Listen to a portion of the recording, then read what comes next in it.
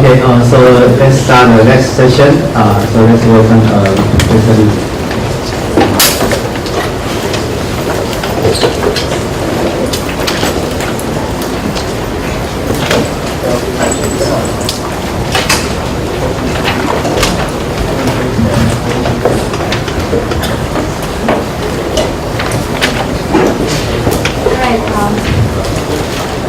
So 5 days summer school is probably very tiring. So I'm trying to get something new and different. Okay. The generative universal network again is in learning societies is also kind of a neuromorphic. Let me first talk about the basic example first. It's called generative universal network. Okay, I say this is a new topic, but it has been here for several years. This inventor called Goodfellow, and probably in 中文的话就是好人 his name 就是一个好人 he has contributed on this, and last year was at NIPS 2016. You probably heard about Ian Quinn. He's a very criticized person, and usually not have kind of a conservative on the positive comments to others' work. And he said, again, is the most important work in the past 5 to 10 years in machine learning society. So you can see how important it is. And this shows all different types of the GANs and the application of the GANs in past 2 years. I can show you several examples. Okay, this example published in 2015. Okay, using machine learning algorithms and systems as generated images of bedrooms. Okay, you might not be able to see this very clearly, but just to have a glance, and it all looks like bedrooms, right? For different styles, different countries, different color background, and so on and so forth. But essentially, if you look into this, look into the details of these images, some of them are not perfect. But those images actually can fool machine learning systems. For instance, if you design a train network for ImageNet, and you supply those bedroom scene images through your, neural network stream for ImageNet, it's high possibility to recognize these as bedrooms. Okay. This is for image generation and manipulations. You can also use to generate videos or predict what's going on in the following scenes. This is the example. As obviously you can see, this is basketball games. Essentially, with the a series of video. And the system can predict what might have happened. For example, if you compare the predictions with the real true scenarios, okay, and with the details, you can say even they are not exactly the same, but trends are very similar. Well, you might have heard about the text generations, okay? The latest paper, 2017, shows using GAN systems, they can write Chinese poem, they can create Obama political speech, okay, they can generate the musics. Okay. So we always say, okay, speech, literature's music is where human being are creative, right? It might not be true in the future. And I think very recently, last week, or I think 1 night or 10 days ago, there was a news about Facebook. They used the GAN systems in two machines, or two sets of machines, and talk to each other. They studying some new language, at least the news saying this, right? I received many messages because that day I was on a flight to Taiwan, and when I arrived, I received constant message and asking, do you think this is truly intelligence? Well, still, this is far from the truly intelligence, because the system doesn't define the, for example, premise. It doesn't, you say they have interface between the two systems, communications between two systems, but is there any meanings? It's hard to tell. Okay, but the GAN system does show the potentials of real intelligence in the future. Well, this is also an example I really like. So, for example, on the left side is original pictures. We can pull up the pictures on purpose and use the GAN system to fill up the missing part. Okay, many of them look quite good. Of course, some of them are not very perfect, right?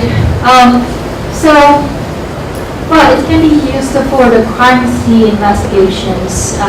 For example, the videos on the street, or they might not, record the face completely, and this will be helped to recover or guess some information and so on and so forth.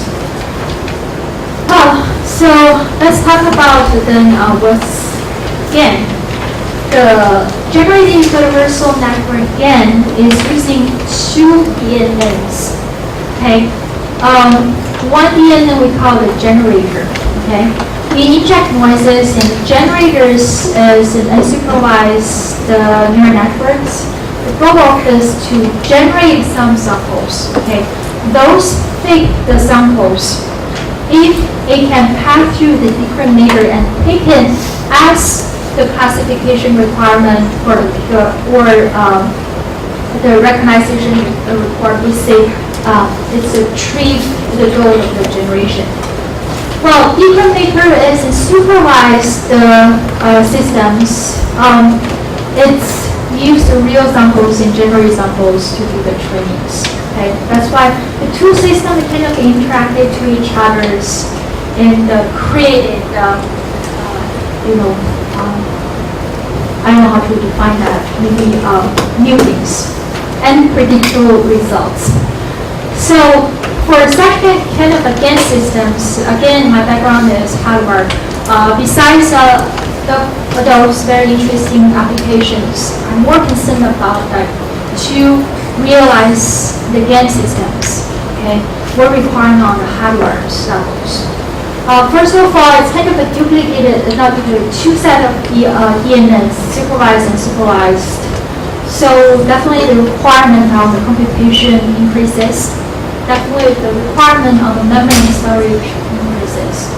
And definitely the communication between the two systems is quite extensive. So how do we handle all these problems is something we're trying to target. So for this work, we call the ReGAN.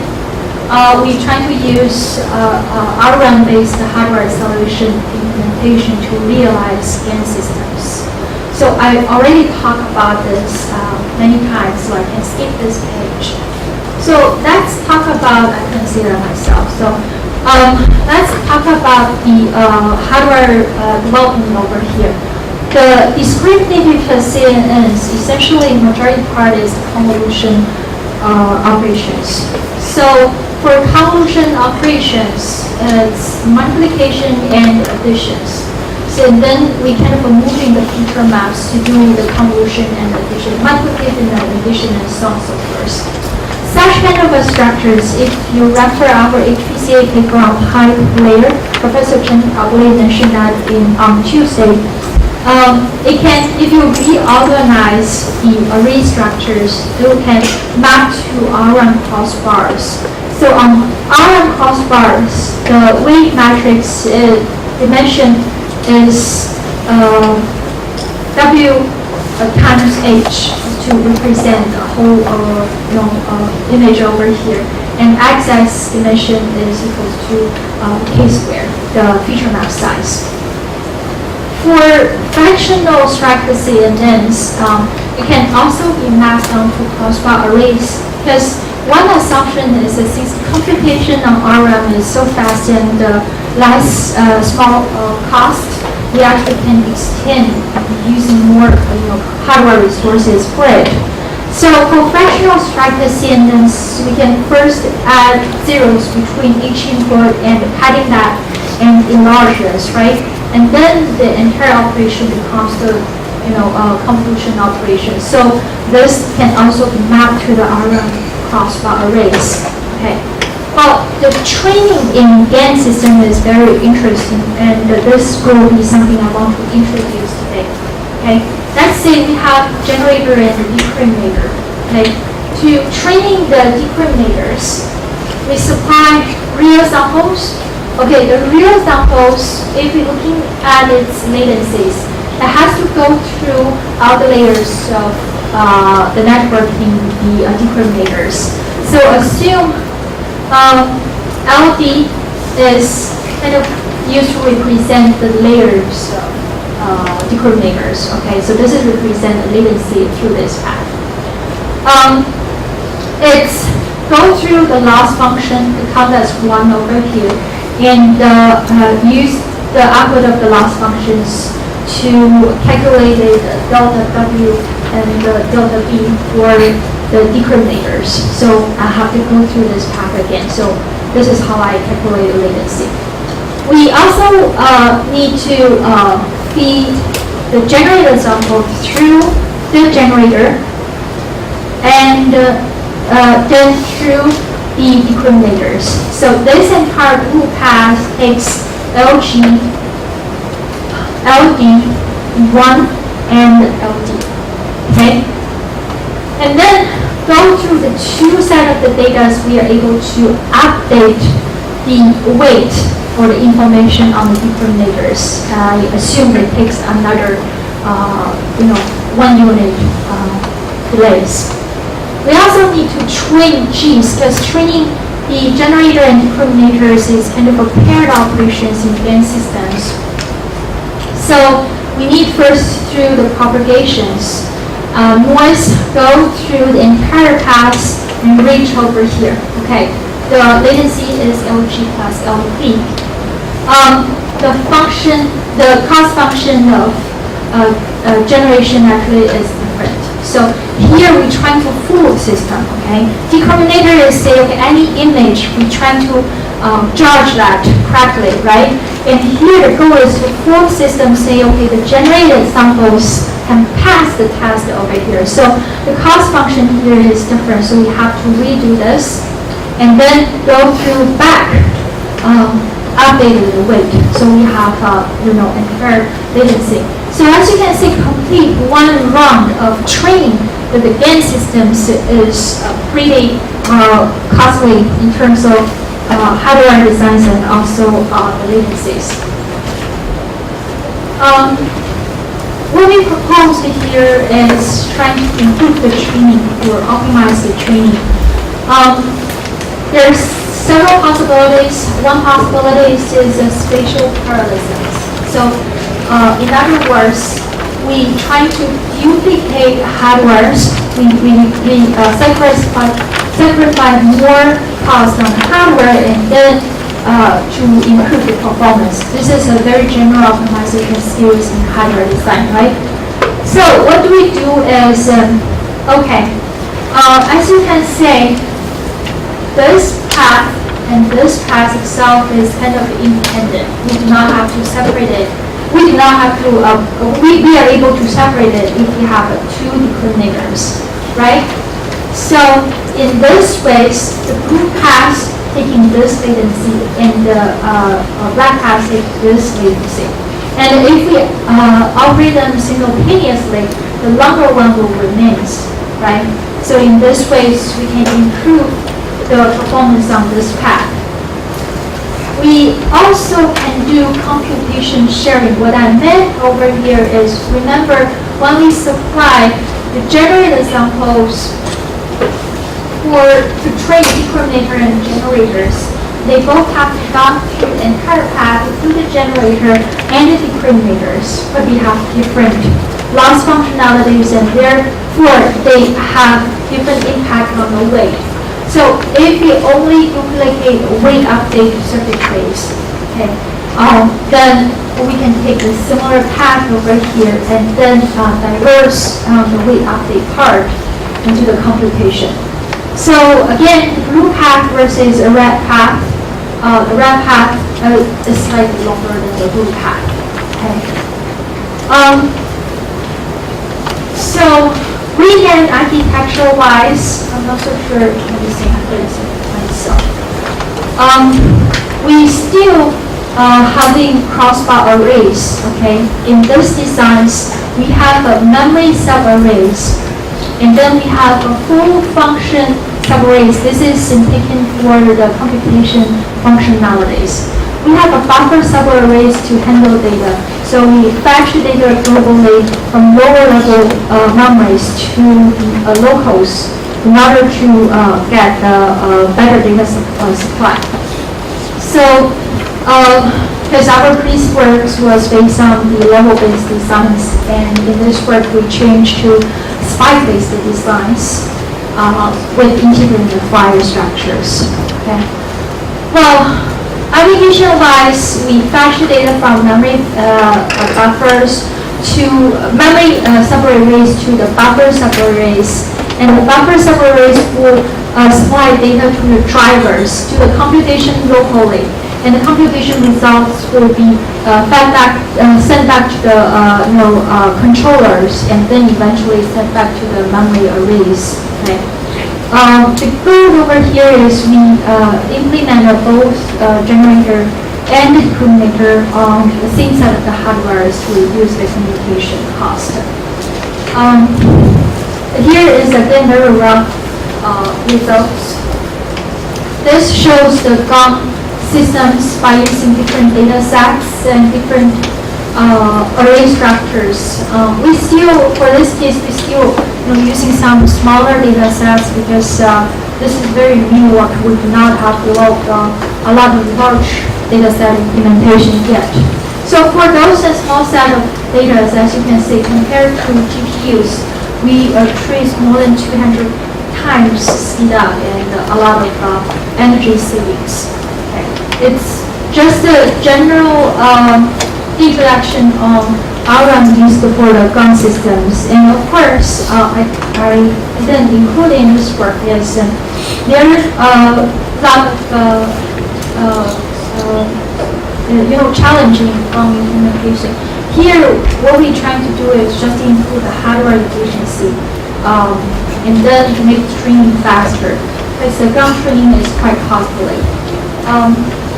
But usually guns is pretty large. So we expect it has to distribute to multiple cores. The communications between cores and also the communication between the generator and decoder is a key issue. And this is something we are still working on. Alright, so the last part I'm going to introduce for today's tutorial is FPGA-based accelerations. I assume Professor Yu Wang talked as previously on this part in his tutorial. We have some collaborations on this topic as well. So again, why people tend to use FPGAs? I think the biggest motivation is its lower power consumptions. And also, it's very flexible in the design because of the reconfigurabilities. And I assume you know the FPGA structure pretty well. And it has a gate, like the lookup tables. So any inputs corresponding to 2 times of the 2 to the power of n trace. And for the logic elements, it's essentially a lookup table with flip-flops. So this is used for the synchronization. And the system-wise, many logic elements will be grouped through the configurable logic blocks. Local routings will be handled over here, right? And even higher level architectures, we have configurable logic blocks, interconnect fabricated routings, connections, I/O blocks, fixed logic blocks like VRAM for local data storage, ESPs for fixed floating multiply and add and so on so forth, right? If you talk about the history of the FPGAs, right? Similar as what we have, any semiconductor industry, right? The growth of the size and functionalities applied by FPGAs increased dramatically in the past years. Well,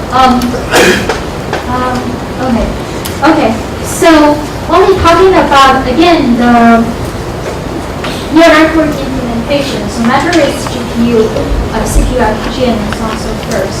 One observation, obviously, is we say just looking at comparing the AlexNet versus the GoogleNet, okay, the performance requirement or computation requirement increased dramatically, right? The data, meaning the memory access requirement, also increased dramatically. So computation and memory access are always two key factors in FPGA acceleration design implementation. So from computation perspectives, we like to have more computing units. We try to improve or increase the resource utilization. For memory access perspectives, higher bandwidth shall be provided on hardware levels. And when we utilize that, we try to improve the memory efficiency, right? Besides, parallelisms, improve the parallelisms and improve the data coordinations is important in implementation. And I just talked to some students. In recent years, the model reduction is a very hot topic in machine learning societies, meaning reduce the parameter numbers of neural networks, so it can supply into smaller, for instance, the mobile hardware. Well, what we expect is, again, solely software optimization or solely hardware optimization might not be sufficient on mobile base, okay? What we expected is for any applications, we have to understand the algorithms, understand the characterisms, okay? So during the implementations, we need to understand what we have on FPGAs. Is it big board, small board? How much is its memory bandwidth, and so on and so forth. So the implementation or the training of algorithm levels shall pull hardware constraints, and then the implementation the generated configurations will be optimized for this hardware design. So this is essentially applied to all works we have done. So in FPGA implementation sessions, I provide two examples in our work. One is called the language model in neural language processing. Neural language processing shows interaction between computer and human languages. Language models are used to estimate likelihood of phrases, and for example, it can be applied to speech recognition, machine translation, text recognition, and so on and so forth. So what we do in fact is more close to the text recognition. For example, for the BSP I mentioned at the beginning of today's tutorial, we're talking about the character recognition, right? So I mentioned character recognition at top levels. We have word confabulations and then sentence confabulations and so on and so forth. This exactly shows the overall pictures. So assuming you have some piece of image of the texts, right? For example, we apply the BSP over here, or general character recognition methodologies. So for each characters, we get some candidate characters. Word confabulation is used to get some guesses. The guess could be one word or multiple words as a candidate. And then the sentence confabulations use language models to recover the original sentence over here. So the FPGA example I showed here is for the sentence confabulation. Okay, the concept here and the word confabulation is quite similar. So what is a language model? For example, if you're doing, English test, right? You say, I saw space dog, what to call over here A versus N, right? I guess easy or some arbitrary words from the dictionary, okay? So traditionally people use statistics-based language models. So what people do for network or for the statistics analysis is they try to analyze the probability of I saw A dot versus probability of I saw A N dot. So the first one has a higher probability. Then the computer will choose A and fall into the space here. Okay. So how do we calculate the probability of these sentences? Okay, it's first that probability of I and times of the probability of saw follow I, and then the probability of A follow I saw and so on so forth, and then through completed sentences they can get the value for this combination, and they can get value for another combination, and then compare the probabilities. Okay, so this statistics models, okay, the expectation is starting with one set of vocabularies. So every steps, we kind of increase the size of the complexity from V to V squared to V to the power of n. So meaning if we try to develop the deeper structures, the higher complexity or the algorithm complexity itself will be pretty high. Okay, so a lot of cases we can only handle short-term perspectives of sentences. Meaning, okay, let's handle sequential of 3 words, or a sequence of 4 words, and that's it. Because when we further increase it, the system, the algorithm becomes too complex to be handled. Well, this is for feed-forward networks. It's difficult. So people start thinking about use to RNN recurrent neural network to handle that. So what is the difference of FNN versus RNN? Okay, I show kind of structure. This is input layers, this is hidden layers, and this is output layers. Okay, so feed-forward starting from input to hidden to the output. Okay, if we want to add more layers, we add more layers here. So the network size grows. Okay, for RNNs, the output of the hidden layers from previous timestamp will be sent back and used for calculation of the following timestamp, the T to T plus 1. So you can see this can kind of represent connection to the hidden layer itself. So it's indicating the hidden layer can be used to maintain the information in time domain. So it's record long-term historical information, and of course, for long time back, the impact becomes smaller, and for the newly updated information, the impact is larger. Okay, so because of this kind of historical storage, information storage capabilities, it shows a stronger learning abilities, especially the learnings related to the historical information. Well,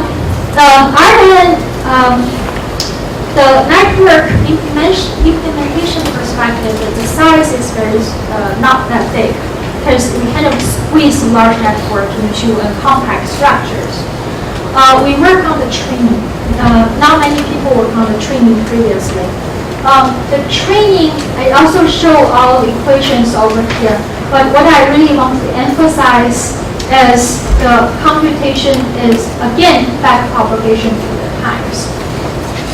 We did quick analysis previously on the hardware cost on different components in RNN training. So matrix vector consume majority of the computation resources, 70% and more. Activation functionalities consume 20%, and the remaining is kind of very less. Well, a concept over this is if we are able to partition a large network into different cores, right? And implement on different cores, doing the execution in parallel, then we can improve the performance. So we are also trying to do the exercises. We improve the number of the cores. As you can see at the beginning, it's speed up. But very soon it's getting saturated and doesn't improve very much. Okay. So we try to understand what happens in the training processes. So in those structures I show, each step shows one time step. This is the deep layers to the hidden layers, and this is represent the hidden layer to the upper layers. Well, I use the size of the rectangles to represent complexities roughly. So the hidden layer size is very small, but upper layer size is huge. So this computation takes less time, complexity, and this takes a higher complexity. Okay, so traditional higher repetitions, we kind of bother the bottleneck is the upper computations. We propose something very simply. We say, okay, why don't we duplicate upper layer pieces? And the back propagation timestamp in this case is 4, meaning we have 4 upper layers implementation. One hidden layer implementation can handle and balance the case already. By doing this, the pipeline structure, the speed up compared to the single implementations is 1.07 times, and ours parallel execution is close to 4 times, right? So it's kind of optimized point. Other than this, FPGA implementation, it's always talking about the data conversions. I kind of believe Dr. Yuan must have talked about this because he has extensive research on the area. So no matter on GPU, CPU, FPGAs, in recent years, popular trend is not using floating point, but change this to the fixed point data. So right now the new GPU actually already featured this, but our work was done several years back. Also, activation functionalities. As our previous analysis, it consumed more than 20% of the computing powers, right? So if you're able to do some curve fittings, then the cost can be reduced. So architecture-wise, we try to develop the PEs. It's kind of uniform structures. We have several PE optimization structures and plug into this. And then by using those PE pieces, we form the upper layer calculation pieces and hidden layer calculation cores. And then we apply to different cores. So resource utilizations, we use inherent parallelisms. We talk about data format conversation. We also talk about activation function approximations, right? We have this PE-based structures. It's the design concept over here is trying to improve the scalabilities. This work was done on combo systems that has multiple FPGAs. So if we're able to implement on one FPGAs, we can extend it into many different FPGAs. Also, memory efficiency will be handled by the multi-thread management units.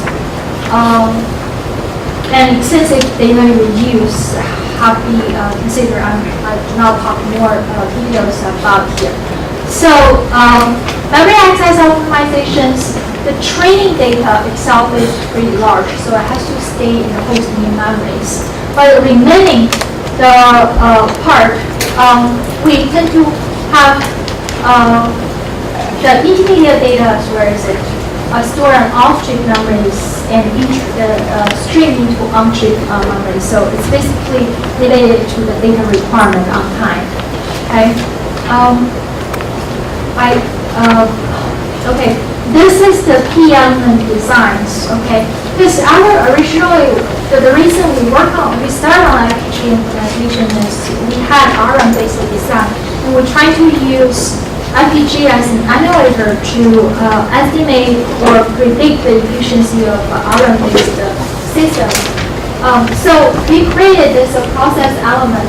The concept here is it has a similar expectation input-output as the crossbar course. So every PE has to be the same. Okay, so that's why we generate the uniform PE structures. And of course, FPGA we couldn't have very efficient multiplication operation. So we kind of use the FEFOs, use pipeline multipliers, but projection over here is to help to understand the estimated potential of iron-based design. Let me skip this part just to show you some experimental results. Again, we use combo systems which have 4 FPGAs. It is a very old system right now. We use Microsoft Research Sentence Completion. Okay, so it has many such kind of tests. I don't know any of you have tried this before. We use 19th and 20th century novels, about 30 mega data size, to train the system. The vocabulary size is 10,000. Of course, it's more than what I have in English. Hidden layer size is 1,000. We have backpropagation timestamp is 4. So, for the methodologies, if randomly put A, B, C, D, E over the accuracy is 20%, right? I can show you the RNN 100. Smooth the 3 gram is the statistical-based language models. It's meaning there's 3 steps in the design, and its accuracy is about 37%. We use RNN this work, it reaches 46%. That's still not, 还没有及格是吧？ But it's pretty good. So we couldn't compete with the following, this work. This work because it has done some labels on the information. Of course, it helps to improve the accuracy. And the human, I don't know how they measure the humans. It's probably people. Yeah. So we majorly focus on the performance and so on and so forth. So random-wise, we compare FPGA's runtime versus CPU. FPGA versus GPU. The skill here is different. CPU is, of course, very slow. GPU is faster. FPGA actually, our FPGA implementation, didn't win the GPUs. But as you can see, the difference is not that significant. That's something I want to mention. Over here, as you can see, the GPU power frequency and CPU power frequency is much higher than what we have on the FPGA board. Memory bandwidth is also a lot smaller on FPGA, right? So this actually shows the backpropagation timestamps. We choose fluorescent optimized for this network designs because 8 actually doesn't improve a lot. Well, talking about the memory efficiency.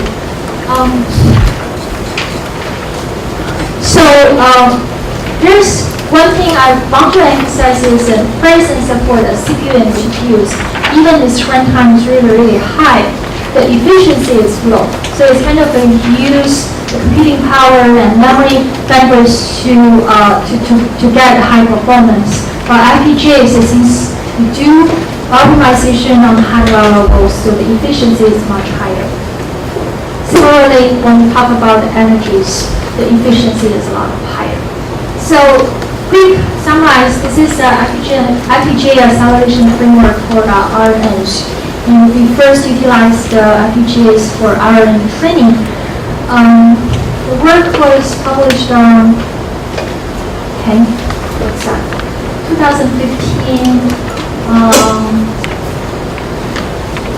forgot the conference name, so suddenly I lost that. But okay. We also working on, again, let's go back to software hardware co-design concepts. We actually, for the sparse CMMs, it's probably more obvious demonstrations.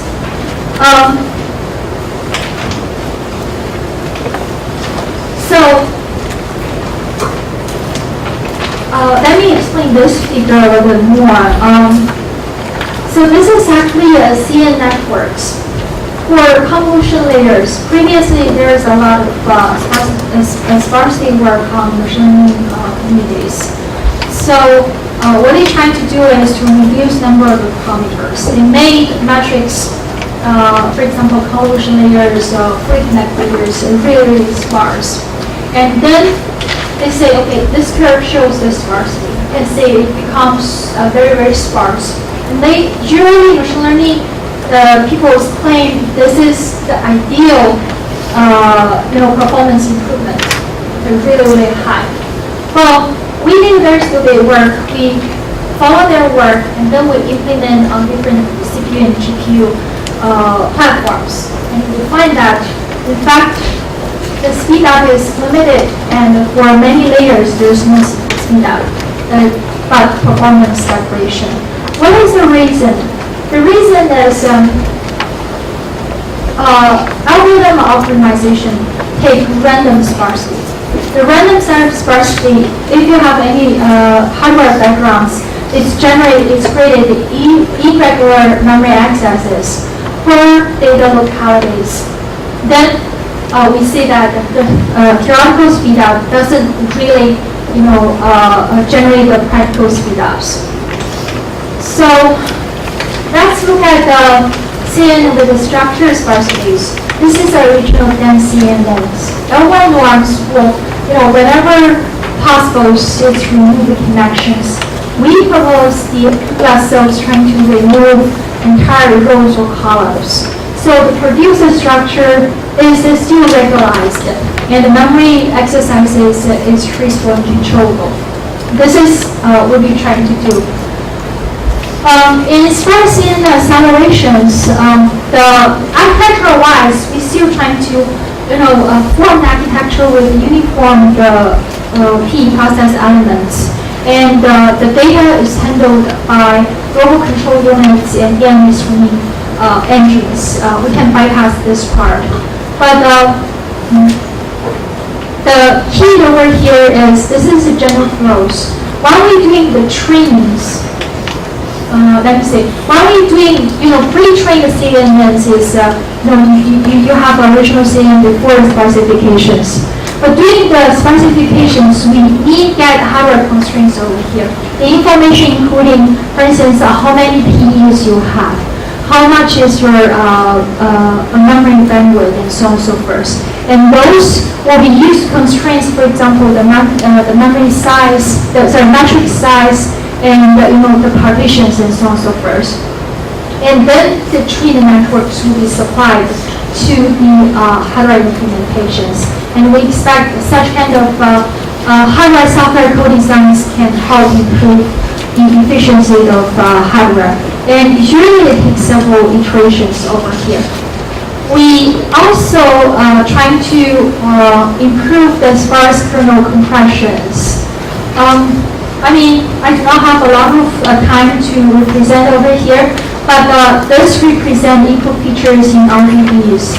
Conventional theater rate is doing this and this. So during the mappings, we have to play some game to make multiplication, more convenient in those ways. Okay, and since we use cupola cells, right, the compression doesn't have to be column-based or row-based as I previously talked, but simply remove the column and the rows.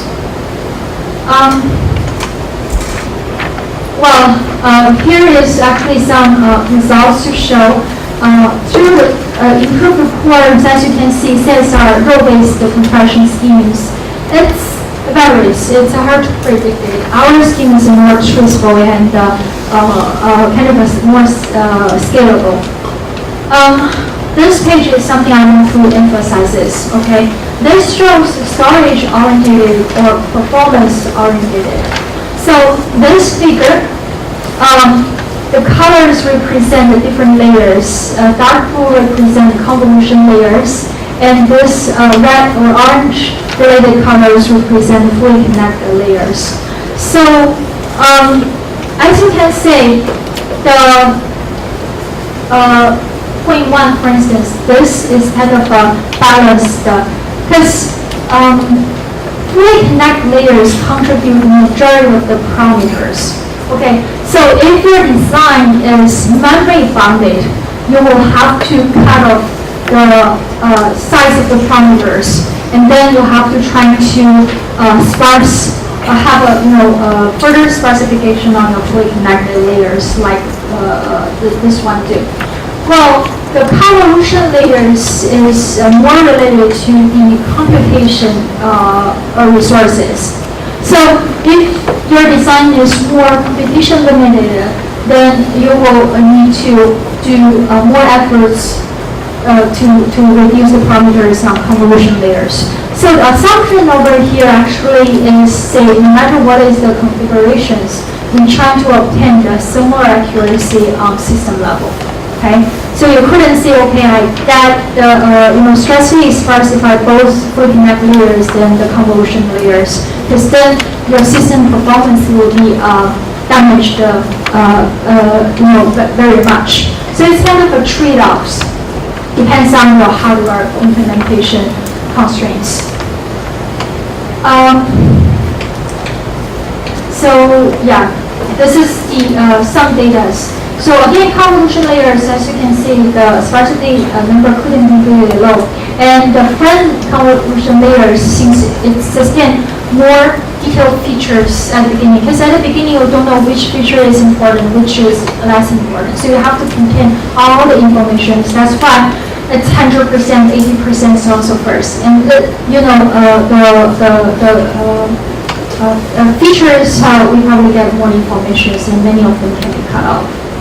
Well, here again it will show comparisons with CPU, GPU, and our implementations. Our time per images is still a little bit bigger than GPUs, but much less than the CPUs. Okay.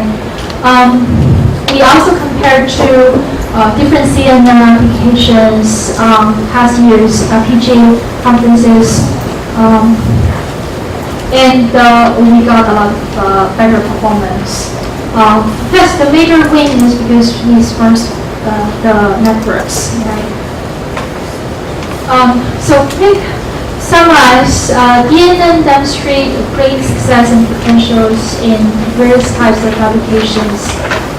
Mismatch between the software requirement and hardware capability is more severe as problem still increases. New devices and novel architectures could play a very important role as well. So this is something I kept emphasizing today's talk. I'd like to thank you all for coming here, and also I thank you all for all valuable questions. If you have more questions, feel free to send me an emails, even some detailed experimental details that couldn't answer right away. So I will find my students to get the information. Thank you.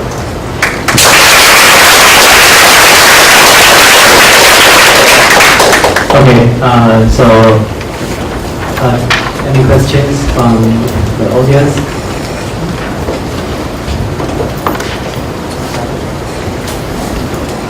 Yes. Compare with GPU implementation, the technical implementation like lower. So do you think would that be the trend, like all the implementation might be dominated by GPU? Well, I think especially this case. I think it's so I think especially recently I feel that NVIDIA's GPU development is a lot faster than what we can contribute. So I don't think in the near term our research can keep up this speed. So especially for the trainings that the GPU is still very, very necessary and critical.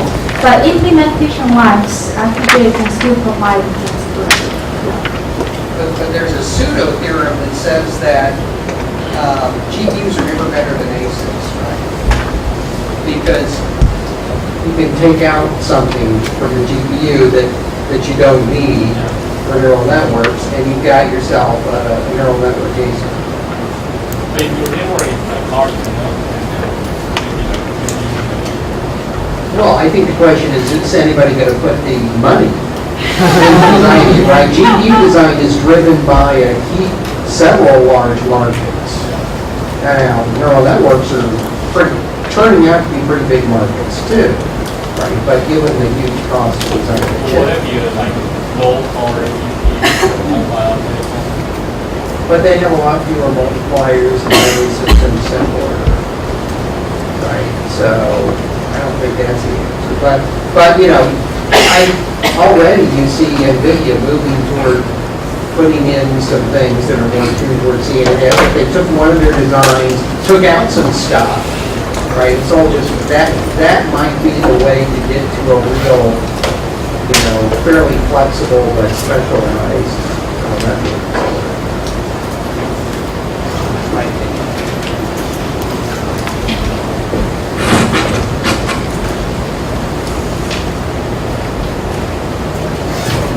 On page 22. On page 24.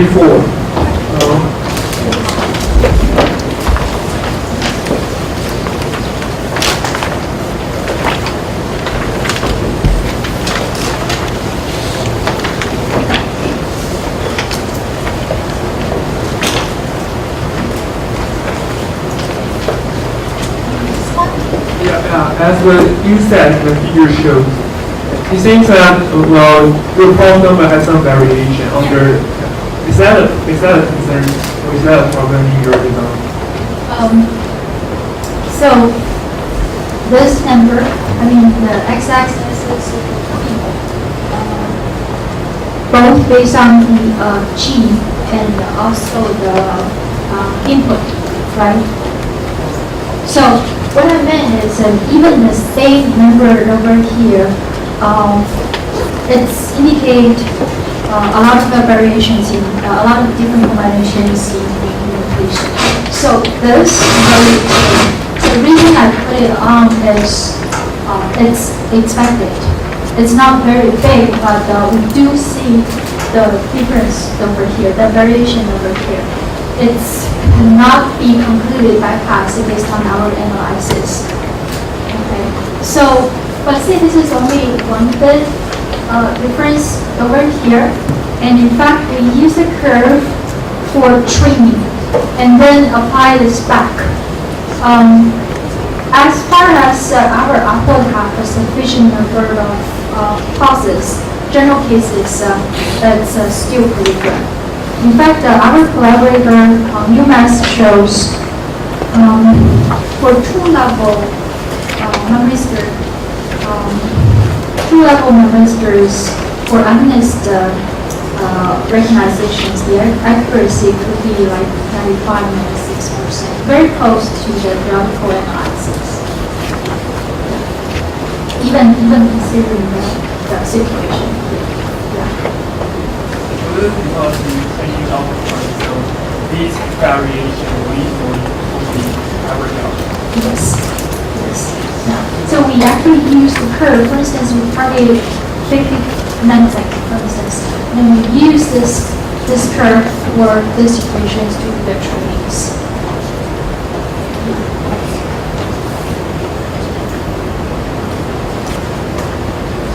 Okay, so any more questions?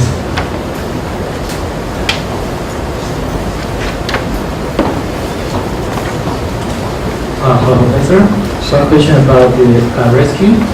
Rescue the debate. I think it's the page 39.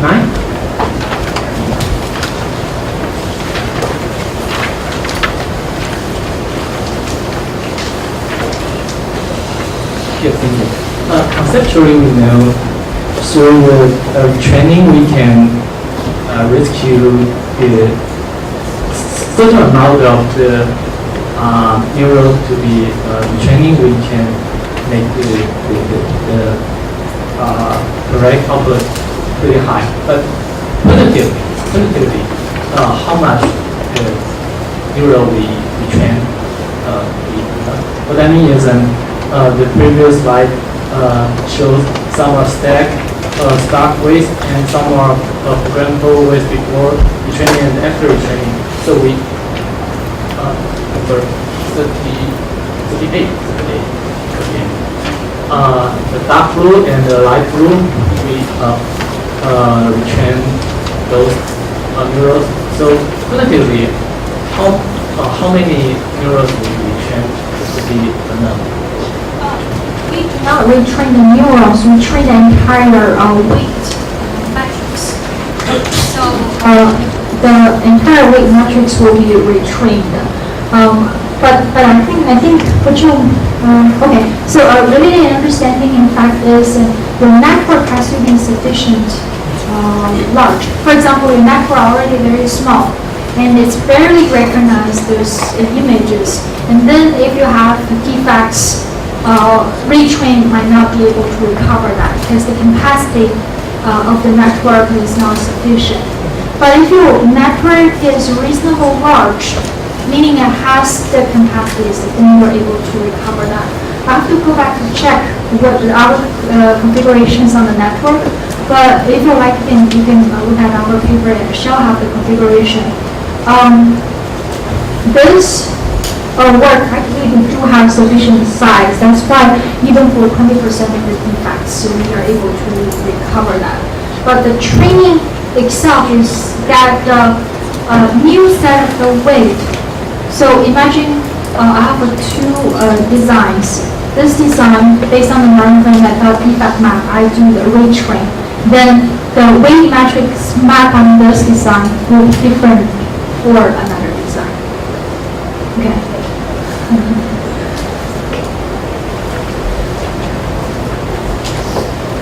Okay, and I think we should let Professor Lee to have a rest. Since he came here, she gave the talk, and during the lunch break, every professor asks questions, and she continued to talk this afternoon, and for 30-minute coffee break, she stood there for questions.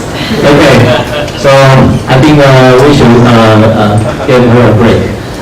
Thank you. I think it's very great pleasure to have so many questions and very valuable discussions as well. And I'm also very glad to see many people are interested in our work. Thank you very much.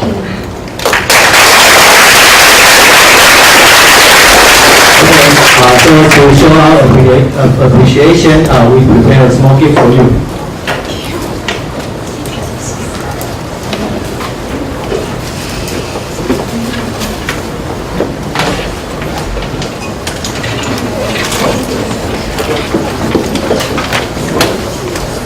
Okay, so I think it closes our short course this week, and thank you for attending the wonderful courses. Okay, from Monday, Professor Wu, from Monday through Friday, okay, and the next talk is also very, very good, okay. So thank you for coming, and please fill out the questionnaire and give us to let us have a better workshop in the future. Okay, thank you.